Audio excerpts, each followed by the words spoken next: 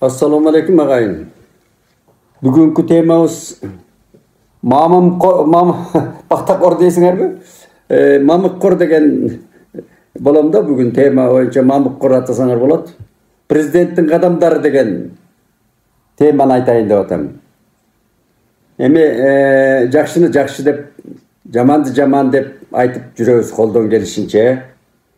Жакында президент bir intervyusunda угуп калдым сыйлыктар жөнүндө. Сыйлыктарды бара-бара азайтабыз дегендей мааниде айтканы мага bir жакшы туюм болду да. Мен ушу жөнүндө канча каңгакшап жаздым. Эми башканы айтпайын, мен тетиги кайсы жылдан бери жазып келатам да, ушу сыйлыкты итиркейим келет мен чындыгындачы. Эмне үчүн итиркейим келет сыйлык наамга? Анын себептери бар. Мен мүмкүн төрөлгөндөрү генетикалык ошол байыркы көчмөн турмуштун калыс аксакалдарынын колунда тарбияланган үчүнбү, сыйлыгы жок, сыймыгы жок эле кашкайган чындыкты айткан, ошо чындыгынын аркасында элден баалып жакшынакай турмуш кечирген аксакалдардын колунда чоңойгон үчүнбү айтор сыйлык десе итиркейим келип турат да. Анын тарыхында изилдегем, көп жолу жаздым. Эми эң кызыгы мына биринчи алгачкы президенти Асык Аракаев СССРдан калган биздин болгон байлыгыбызды мүмкүн сейрек өтө жалгыз эле бизде болсо керек ушу мынчалык талкуулоо деген. Бүт байлыктын баарын Песак, Сесак деген программа менен Песак чатагынбы, эмне талкалоо бүлгүнбү, чапкынбы калмак ойротун айтар. Ушундай мааниде эмне калды? Кычкач калган жок да. Ошо Швейцария кылам деген, общий дом кылам деди. Анан жанагыдай эмне дейт айланайын, шоковый терапия деди. Ошон үчүн баарын тонотуш керек беле. Кычкач көзө чалгы көтөрүп Кашкардын базарында жүрдү го. Кайран кыргыз. Сатып ийди бүт баарын. Мына ошол киши таң калыштуусу СССРдан калган ушундай 3 бардай байлыкты талкылады да, негедир СССРдан калган алдооч баштык деп жазып жүрөбүз. Ал мен эмес, орустун ошо кездеги прогрессчи Соловкин деген жанагы мыкты акын журналисттер жазган СССРдин убагында эле. Тетиги баягы Брежнев 5-6 жылдыз төшүнө батпай калганча ошо застой деп атпайбы, жана чириген мезгилде Брежневдин учуру. СССР кулап бараткан, таптакыр көзөмөлдөн чыгып бараткан, кожо көрсүн болуп калып, кайран империя талкалап бараткандан төшүнө батпай калган Леонид Ильич Брежневдин. Ошондо орустун прогрессчи журналисттер жазганда алдооч баштык деп.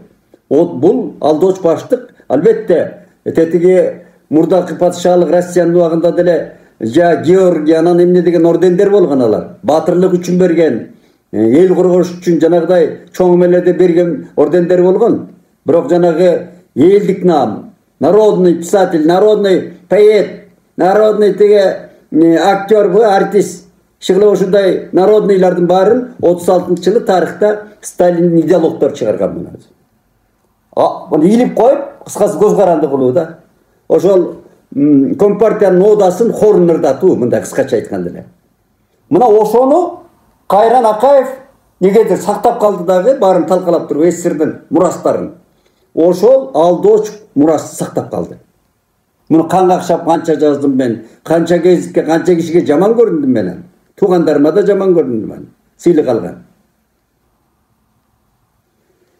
Эми эң кызыгы ошо Акаев берген эл батырларым бар, эми Түгөлбай Сыдыкбеков татыктуу дейли болуптур. Бирок Түгөлбай Сыдыкбеков бүт ошо СССРдан калган эле ошо кездеги партноменклатура, же болбосо эл артисттери, актерлор тиги буларга берилди. Бүт жаңы бир кишиге берилген жок.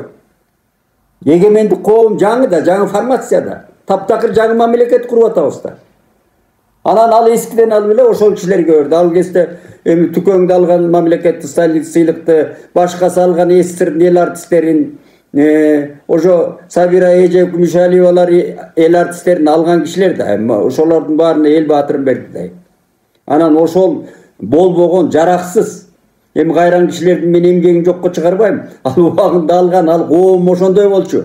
А бул киши бүт талкалагандан кийин талкалап баарын жаңыдан башташ керек болчу. Мына Biz ошо yerге кыйшык менеп эле жана кыйшаңдаган жазалма бастанка ванка станка курчактай болгон жазалма оюндар ошондо башталган да. Мына бүгүнкү президенттин мен интервью ошо сыйлык боюнча бергени мага мына өзбек тууган айткандай жуда жакты да. Сыйлыкты азайтабыз дегени. Мен муну Садыр Жапаровдун бара ушу сыйлыкка реформа жасайбыз дегендей түшүндүм. Эми бул киши ушундай экен, ыкмасы. Мына Кумтөрдү айтып келатып анан баягы өзү жаңы бийликке келгенде Кумтөрдө тигиндей кандидат болуп жүргөндө эч нерсе калбаптыр деп туруп маневр жасап алды. Эл аралык акыбалда ошондой экен.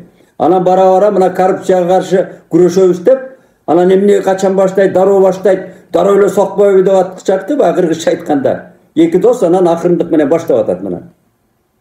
Башталды да, как чекеге атылды да. Караларың, анан кустурмайың андан ары. Мага өзүнчө келебиз азыр. Анан чындыгында ошондой өмүрдү байлап туруп жазалып аткан иштер болуп атат да. Анын эми плюс минусу бар деп коелу. Аны да айталы өзүнчө. Бирок муну эч ким жасаган эмес да. Канжыгага жанды байлап. Канжыгага башты байлап деп бирөөлөр тамтаңдап жүрөт. Башты байлабайт канжыгага, жанды байлайт. Сынган бутту байлайт. Тарыхта ошондой сөздүн эмеси уңгусу ошондой болот. Айкалышы. Мына ошонун бири мына сыйлык жөнүндө айтканы мага аябай жакты да. Сыйлык жөнүндө демек реформа болот экен. Дүйшөн Керимовдун каңгакшап жүргөн ай ИСТин убагында да берилди деп коелу. Эми бирок кандайдыр бир акыйкат жолдо акыйкатыраак берилген. Мен санап чыккам илгери ошо сыйлыктарды бергенде, наамдарды берген. Мисалы үчүн Зуракан Кайнасарова, эмне баштай болгон өзү алып шым кийип алып, жана кызылчаларды тааларда күн түн жүрүп күжүлдөп иштеген кишилер да чыныгы. Мисалы үчүн Акнасаров, мына Компартиянын райком биринчи секретары, мен ал кишинин талай областтык газет иштегенде уазына мен отургусуп алып, талааларды түн ичинде кыдырды да, резинка өтүктү кийип алып, райкомдун биринчи секретары. Азыр бир аким жазайбы ошону? Аким жазайбы? Талааларды кыдырды да, өтүкчөн. Түнкү сугат дегенде эшектин капталына чыракты байлап коюп, тиги эшек ары бери оттоп жүрө берет экен алыстан жолдон караганда. Баягы чырак менен сугарган кожо көрсүн деп, сугатчысы мас болуп уктап жатат. Ошону кайран Корчубек абам Акназаров далай кармады. Далай жаздык биз газетке ошону. Мына чыныгы баатырлар.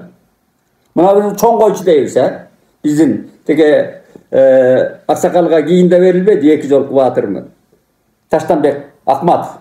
Мына чыныгы баатырлар болгон ушу. Эмгектин баатыры Өлмөскан Атабекова. Ал кишини да көргөм мен. Пактаны кандай күн түн иштегенин. Анан ал кезде мына мындай эме кишилерге азып берген. Бирок ошондо да теңдемечилик көп болгон да. Далай кишинин өмүрүн алган ошо сыйлык наамдар. Мен кыска айтып атам да. Бүкүл айтып атам. Бир мисал айталы. Мына Узакбай Абдыкайымов деген. Майдан деген жалгыз роман калды. Мына окулбаган 100 романындан өдөй. Ал убагында мыкты которулганда мамлекет сыйлык жөнүндө алмак. Ушуну басмырлап эле ал экен баштап басмырлап атып эле өлтүрүп коюштур кайран кишини. Ушул классический романды жазган киши. Наам жок, эчтекеси жок. Эми аны кой, обончулуктун гении. Обончулуктун гении аны ырдап алып атат. Ырдаган кишилер эл артысын алып атат. Кайран Рыспай экен болсо, эмгек сиңири менен кетип атат, ыйлап. Ыйлап болчу, ичкенде ыйлайт. Рыспай ыйлабаганда мен ыйлаймбы? Анын мындай айтканда шенауктар албаса.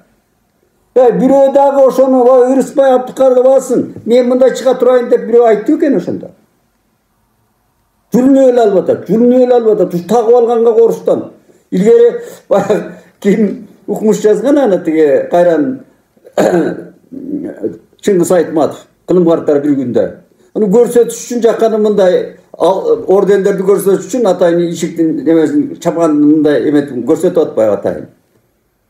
Ошол мына жазалмалуулукка, теңдемечилдикке, көйрөңдүккө жана калыс сөздү айта албай турган курчак айландыруунун бирден бир куралы ушул наамдар жана сыйлыктар болгон. Мына бүт калыстыкты жана жазалмалуулукту эмени акыйкатты бузган курчак болуп калган да адамзат. Советтер Союзунда башталган ал. Анан бүгүн ушул Садыр мырзанын президентибиздин жасап атканы мен катты менен эки колдоп Kak çekeme Mehmet'iydi de iki koldoyum ben bunu. Bunu taptakı toktotуш керек болса. Bara barıp tokto kıyas oşondoy bolot okşoyt Kuday жалгап. Эми эгемендиктен бери алалы. Акаев кимге гана берген жок. Баарына берди. Генералдар. O tiyakta yüzele bir janagı sakalçanlar gelip kalsa generalların kolga düşüyor da tapırap bir top general. Yüzele sakalçan. Çok degende 100.000 kişi olsa çu. Oşoğu general başta kolga düşüp bergen. Generallar, Kırgız generalları. Söröylör. Arbağa geçirsin la ilahe illallah Muhammed Resulullah. Moldakelerde aytıyınç. Mana uşundayga jettik de biz. Oşonu kakşap kança жазып жүрдüm ben. Jaman göröt, öz jetpeyt, özüne verilbeyt. Men berse de albayım.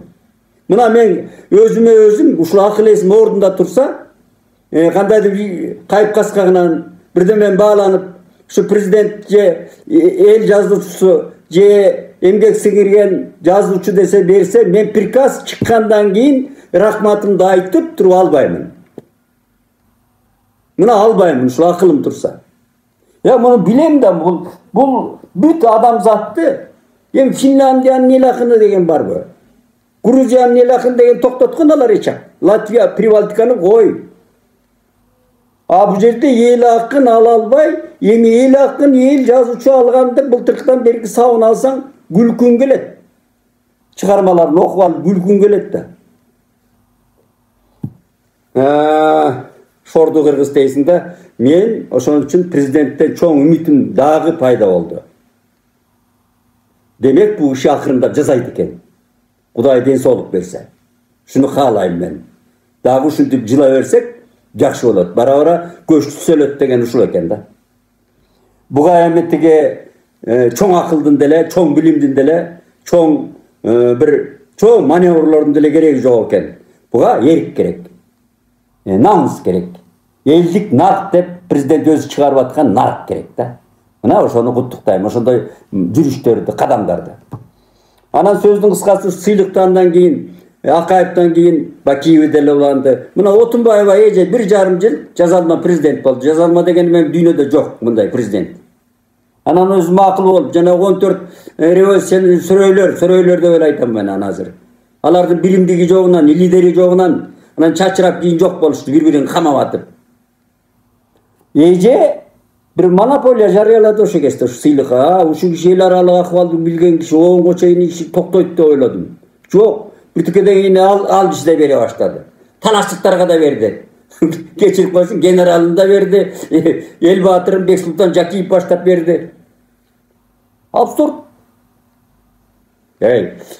Kuru ustum aynı uska salıp aytalıçı. Omar Sultanov'un janında жүрgөн üçün emес, Omokemdi men uşul bir tuğan ruhi ağamday görem da uşu yeyçip жүрдüm men. Şu Omokemden emne degen залкар akın. Alıkuldan kiyinki köçöttü baytıp tarakıl östürgön залкар akın da eme.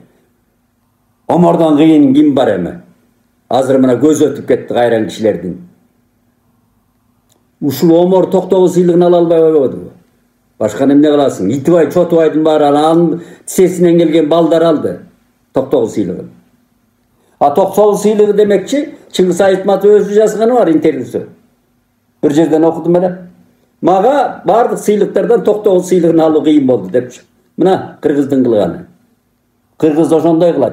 Kılğanda dağı. Oşoğu maşıkkanda жазалмалуулукка. Altıge Akayev'nin oğanda Sanatgül degen baldısı oturgan başkarıp sıylık berүү degen. Oşondan baştalgan satılmay degen. Atı ise de aytayım men. Büt sıylıklar, namдар satılgan bunu. Algan bergenlerden bari bilet aytat da uğam men. Muna onday şordu ahvalga geldik. Bugün ele men taң kılam şu tutaş saska atkamızday. Anan uşunu alıp çıgam dep mında tüsel aytayınçı iki dost dalalat kılıp atatdı. Uşunu hareket kılıp çoğun kadamlarga jana emelerge ana biz koldoşubuz керек. Jakşını dep koldoşubuz керек. Katası bolsa da ana aytışыбыз керек. Ana sıylık demek çandığını ecem oşo köp beripti. Rozjejayeva köp bergen. Ana sana salıştırgan men ana. Andan keyin ana Atambayev geldi. Alda 1-2 yıl bermeyim dep çıktı. O Huday ursun. 87 balanın arba kursun dep uyladı. Ana şoförüne vermedi o. Şoförüne Manas ordenim var da, Manas'ın arba kurgura. Maylan ketkende aytadi, Manas ordenim berip atat. Şakorgo. Başkana aytpayla koyun. Basa oşo кезде men açık жазганмын.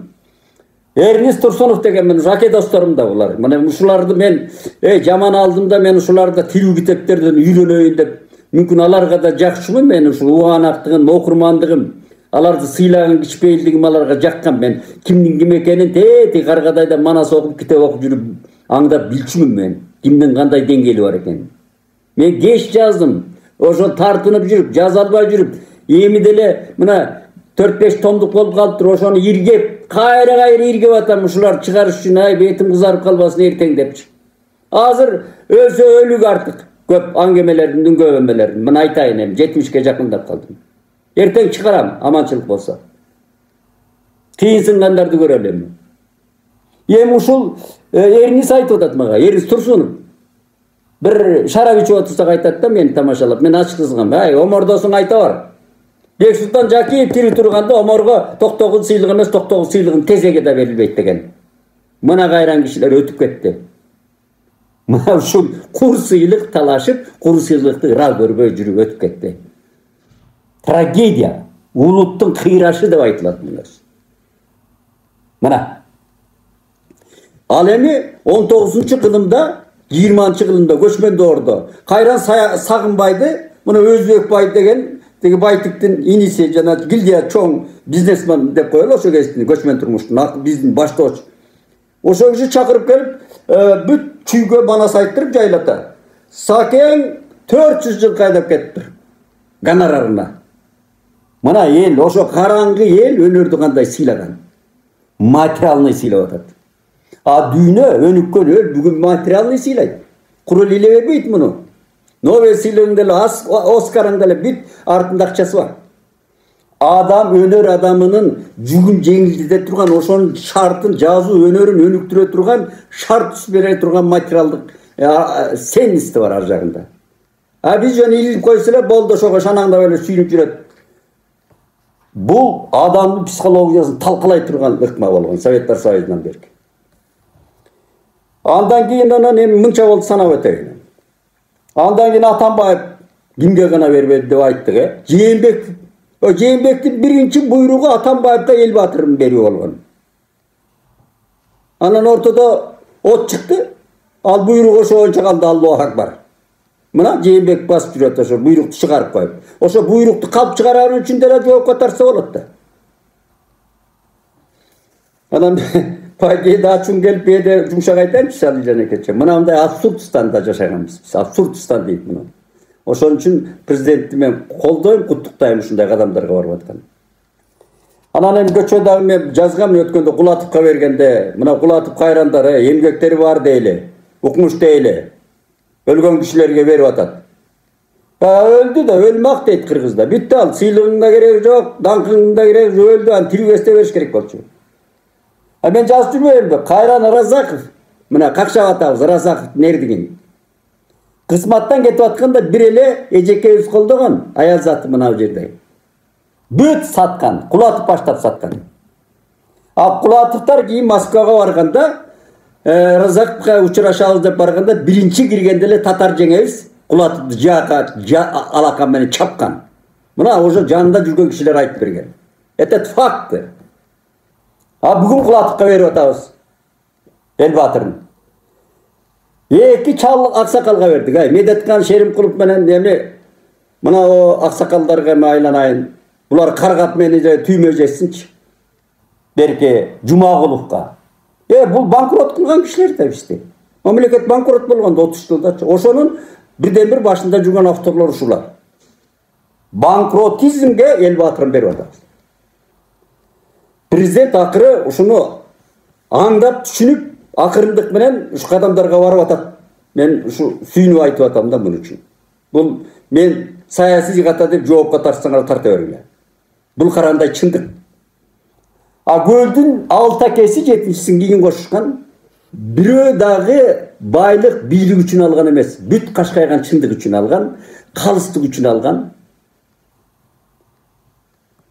Адам керчилик үчүн алган. El bergen ana. Boronbay bergen emez başkasına. Boronbay handa je orman bergen emez sıylıkты. El bergen. El bergen. Eme al bolsun deyli, mına prezidentin da jakşı davr kadamın mıyzam bugün olmayıp turgöçö, mına jazalоо mıyzamın oor kılmıştardın mıyzamına kol koyup atat. Oşonda bir belelesi jagıp atat maga. Ne de atat? Gelişүүчүлүккө жол берилбейт деп атат. Gelişip эле чыгып кетип атпады. Адам өлтүрөт. Кыз сордуктайт, бирөөнүн каргадай кыздын тагдырын талкалап, анан эртең анын ар жака сүйлөшө калышып чыгып кетип атат дейт. Адамдын тагдырын талкалап, же өлтүрүп коюп, анан сүйлөшүп чыгып кетип атат дейт. Мына жаңы мыйзам боюнча ал токтойт экен. Мына чыныгы өнүккөн мамлекеттер ушундай да. Жасалайт болду. Кытайда жасалайт да маселе. Бүттү ал кароо жок ал келишүүчүлүк алтындан үй алып берсең да бүттү ал жазалайт. Мыйзам ошондой иштеш керек. Жана кустурмай деген өттү кетти, токтотуш керек аны дагы. Аны пайдадыл убагында кичине акчасы болгондур, пайда келтир. Ал кускан кишилерин жүрбөйбү тайраңдап эле. Кубанычбек Жумалиевиң деле жүрөт, башкаң деле окшуп коюп эле башкаң жүрөт. Кылмыш кылып уурдадыңбы, зордуктадыңбы, адам өлтүрдүңбү, тонодуңбу, казынага кол салдыңбы, соттолуш керек. Болгондо дагы оор жаза менен соттолуш керек. Кудай сактасын, биз жасасак да баарыбыз ошондой болуш керек, тартыш керек. Мына ошондон токтойт кылмыш. Азаят. Тажири болот, мыйзам болот ошондо, мамлекет болот. Мына ушуга кол койгонуна мен сүйүндүм да. Ушу жаңы мыйзам, жаңы түзөтүүлөр менен кабыл алып аткан. Анан эмне болот эми? Ал кырсыктар болот ар кандай. Бул аргасыз кырсыктар болот. Ал эми аң сезимдүү атайлап жазалган оор кылмышты келишим менен токтотууга ал жүзү каралык да. Ал эртең чугал дагы жазайт. Мына жазап атпайбы? Камалып кайра чыгып эле жазап атышпайбы? Мына бүгүн эле күндө эле берип атпайбы? Уурдагандарды. Кече эле кустургандардын кайра акеси үкөсү кармалып атпайбы? Көнүп алганда. Ошон үчүн айткан 1905-жылдары Шабдандын бийлигинде, орус бийлигинин алдында Шабдан мына кичигеминде топ жыйын өткөргөн. Шабдандын башкаруучулугу менен, бирок орус бийлигинин мыйзамдары менен. Ошондо Ормон хандын куну күн тартибине кийрилиптир деп угуп, Ормон хандын бир кезде кереси менен Ормон хандын жанагы кунун кескен киши куугулак шамен карып калган экен. Ошондо Кочкордон угуп алып атайлап келип, топ жыйындан Шабданды чакырып алып бер жака. Шабдан үкөсүн. Кызыл думана деп атат. Кызыл думана деп эркелетип айткан Шабдандын кличкасы болгон. Аны татык ошондой кишилер айткан кызыл думана. Кызыл думанам, мен угуп келдим атайын. Сен ушул акеңдин, абаңдын, Ормон хандын кунун коюп атыпсың го. Десе анан Шабдан айтыптыр. Эми ошондой болуп атат деп. Болбосо кунду болуптур. Мен илгери кунду мен кестим эле. Эми элек ормон өлөрүн өлдү, бирок эки уруу бир туугандар кырылышып кетпесин деп мен оңой жолунда кестим эле. Үч эреженин оңой жолу, сулуу кыздар жөнүндө. Аны тиги Үмөталы менен Төрөгелдиге жамандап барышып, Шамен бугулардан алтын алып алыптыр деп, Тайтуяк алып алыптыр деп. Анан согушту баштап жиберди, эл кырылды. Мен ошондой амал менен кестим эле, мени көтпөй алган. Эми сен качанкы бүтүп бараткан жараны коскоп, бийлигиңе салып, бугудан кайра тиги Ормон абаңдын кунун алган атыпсың. Кандай алган? Болуптур ал. Эмне кескен атасың? Десе, тайсалдап калыптыр. Эми кесебиз да. Көрдүңбү, айта албай атасың. Деген кайран Шамен. Айта албай атасың. Ал хандын куну болбойт. 1000 жылкылуу киши бол, 1000 жылкы кес. 1000 жылкылуу киши деле өлтүрүп коюп эртең кутулуп кетет. Мына кустурмай дегендин ошол бир түрүн айткан кайран Шамен. Мына кусуп койду, кетип атпайбы. 1000 жылкы төлөйт дагы ал 2000 жылкылуу киши, хан өлтүргөн киши кутулуп кетет дегенди айтып атат тиги жерде Шамен. Ошон үчүн хандын күнү болбойт. Токтот, алып сал аны. Эртең бугдан да чыгат шабдан. Анан кайра ырбатат. Ал бүттү, бүтүп бараткан жараны бүтүрүп ташта. О мен Аллаху акбар, ал мезгил ошондой болгон. Өчүр дегенде шабдан акылдуу киши да, анан акылман агасынын сөзүн укканда токтотуп алып салган. Эми ал кыскача ошондой болсун дейли. Бул жазалоону ошондой кылганы мен абдан жакшы. Мени кубантат. Анан тоогурдаганы деле, киши өлтүргөнү деле бир болуп, анан киши өлтүргөнү чыгып кетип атпайбы? Абсурдстанда. Ушуга мыкты мыйзамга кол коюп атат президент. Баракелди. Ылайым аткарылып, сотторго ыйман берсин деп тилейлер. Анан дагы бир кадамын айталы, жалаң мактоо айтайынчы мен эми. Мына силер жанагы оппозициябызды эле кыйкыра бересиңерби? Же программаңар жок, эчтекеңер жок. Же мага окшоп сын айта албайсыңар, мындай алымдуу да сын айта албайсыңар. Дүйнөнү эле кыйкыра бересиңер. Мени дагы сөгөсүңөр азыр. Мына инвестиция жөнүндө жакшы сөз айтты. Инвестициянын натыйжалуу жөнүндө, натыйжалуулугу жөнүндө айтып атат. Канча инвестициялар келди, анын максаты, мерчемделген программасы, анын актоо мөөнөтү акталып, ошол инвестиция акталабы? Кыска мөөнөттө натыйжа береби? Мына президент ошол жөнүндө мыкты сөздөрдү айтты да. Мына күнү кечээ көрдүм мен, Өзбекстан президенти Мирзиев канча облус губернаторду алды кызматтан, санап туруп алды. Мен канча жерге барып, эмне деп атат айнана, канча жерге барып, дейт, ушу азап тозок менен эл аралык акыбалда сүйлөшүп келсем, силер уктап отурасыңар дейт. Мен алып келген акчаны пайдалангандын ордуна уктап отурасыңар. Бүт алды кызматтан.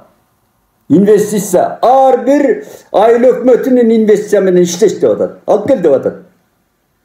Программаны менен анан бекитебиз. Алгыла. Инвестиция деген адамдын денесине жаңы кан куюу деген сөз. Мындай салышта образды айтканда. Президент ошол жөнүндө айтты. Эмне деген инвесторлорду алдык? Акай бир барын талкалап атат. 12 миллион ак койду талкалап атат. Ошол эле пародадагы мен жөнөкөйлөп айтканда кочкорлорду барын талкалап салып, анан Австралиядан алтын көчүк кочкорлорду кайра миллиондогон долларга саттырып келип атат самолет менен. Абсурдстанды кара. Ошо кочкорлордун калганда жок. Кайран акчалар Аллаху акбар болду. Жок. Мен жөнөкөйлө бир экөөнү айтайын. Мына жол чөк деген качып жүрөт го, качып кайда жүрөт акебиз.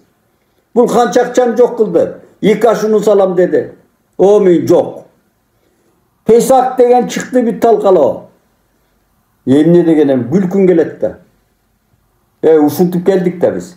Мен азыр жүрөгүм титрейт мына азыркы президент биздин мамлекетти башкарып атканда. Кээде өмүр тилейм да ошо.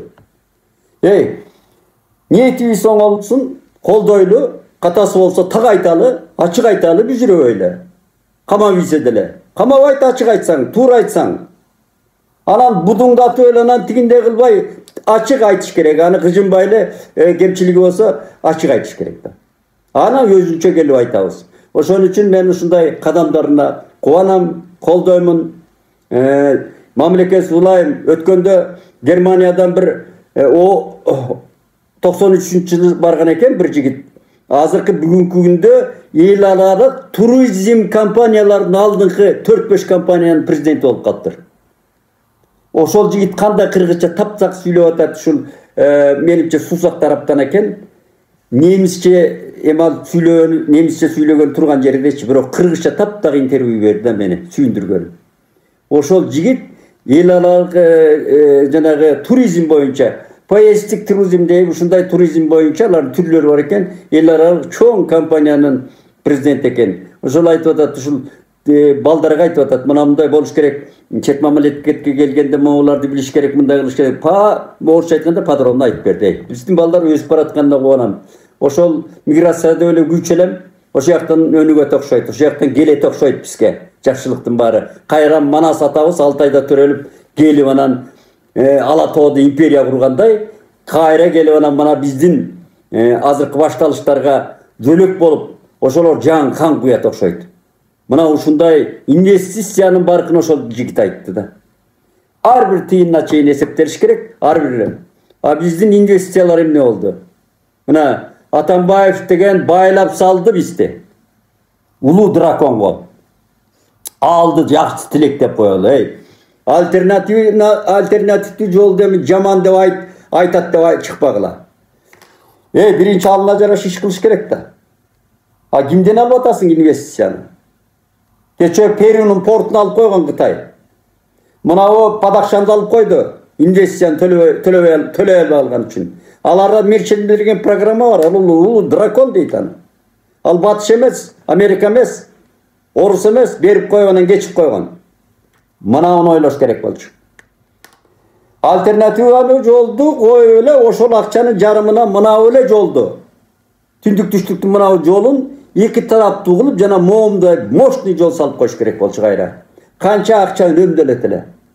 Ошол эле ала белдин ылдыйкы ала берки төө ашуунун биргесте мерчемделген жана ылдыйкы суунун түбүндөгү туннелди жаңгасыш керек болчу да, аркы МЧСтен чыгыш керек болчу. А мен изилдеп сураштыргам илгерки чоң тиги жол чакелеримден. Биринчи проектте ошондой экен. Андан ары барганда түз суусамырды кесип жакшы ашуулар бар экен, жалпак. Жалал Абадтын кежигесине түшмөк экен. Мына ошону эле жасаш керек болчу да. Өлөлбөй айтып, өлөң айтпайт этиякта. Канча акча азыр мойнубузда илинип турат. Ал жолдордун баары кооптуу деп атат азыр. Ал туннель бүтсө дагы, ал суулары токтошу кыйын. Жолчулардан сурайм да мен жанагы инженерлерден. Берки капчыгайлар, кабактын капчыгайлары, аны тазалаштын өзү. Мынаны жасаш керек болчу да. Эми көчөгө жол салып, Карабалтага жол салып атат дагы, бүгүн бусулуп атат. Жолдоңдоп атат. Мына инвестиция дегендин. Бир ат ишти канча калдык деп мына онда чуу болдук, тести. Эми Кудай сактасын, бусулбай иштеп атат. Канча миллиард. Датка кемин эмне чубалык дейби айланайын. Күйүп атат цвет болуптур. Бирок канча миллиард, канчасы көп. Майнапсыз, кайтарым көп жылда боло турган. Мына президент ошо жөнүндө айтып атат. Андай инвестициянын кереги жок. Биз башка жолдорго салабыз деп атат. Мен ошого кубанып сүйлөп атам да. Төтө жолдор бар да. Тез отдача бере турган инвестициянын проектилерин жасаш керек. Отура бербей жөн эле. Баш иштетиш керек калланы. Жөн эле торсоюп басып жүрөт көп министрчи. Көчө Мирзиев бүт шыпырып алып атат иштей албагандарын. Ошондой кылыш керек. Бүгүнчө болду кылалы эми. Чарчап, эмоция менен сүйлөп койдум. Ылайым жакшылык болуп, жакшы тилектен ниетибиз оңолуп, турмушубуз оңолсо да ниетибизге да жараша болот. Турмушубуз тез оңолуп кетсин, ылайым. Ошондой оңоло турган толук шартыбыз да бар. Мен Турцияга да барганда көрдүм, башка жеринде көрдүм, жөн эле туризм деп келе берет экен бир жерлерге. Мына туризмдин живой үлгүсү ала тоң турат. Эгер жасасак. Аманчылык болсун.